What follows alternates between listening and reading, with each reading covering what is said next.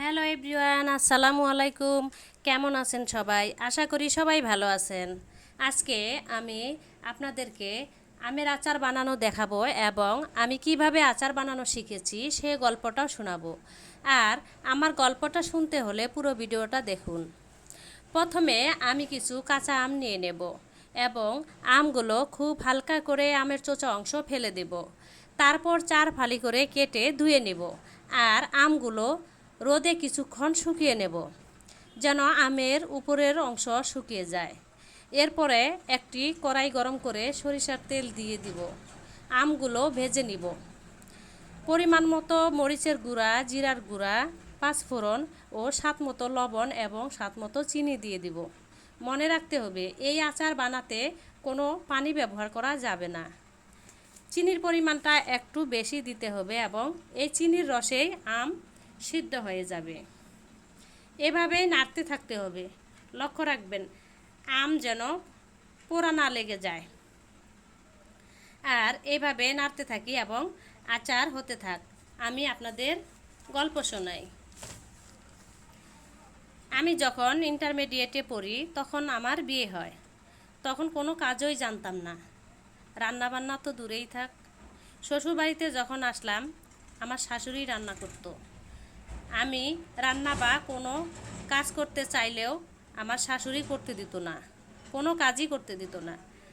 বলতো, তুমি এখন নতুন বউ, তোমাকে এখনই কোনো কাজ করতে হবে না, তুমি এনজয় করো আর আমার থেকে দেখো এবং শিখে নাও।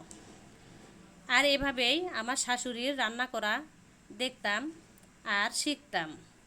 মোট কথা আমার শাশুড়ি আমাকে সব শিখিয়েছে।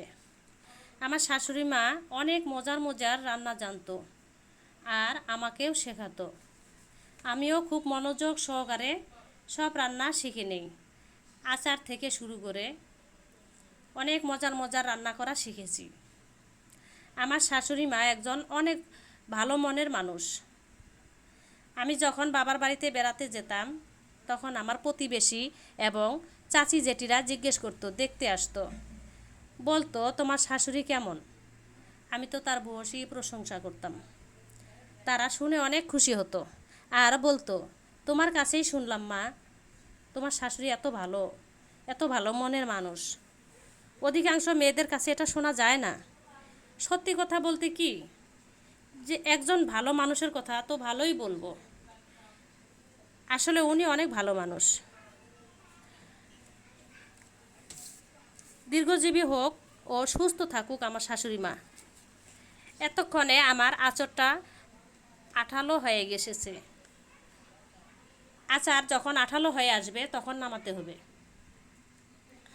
এখন আমি নামিয়ে নিব এবং ঠান্ডা করে নেব। আর সারা বছর আমের আচার সংরক্ষণ করতে চাইলে এভাবে অনুসরণ করবেন। আমের আচারটা যখন আঠালো হয়ে আসবে তখন নামিয়ে নেবেন।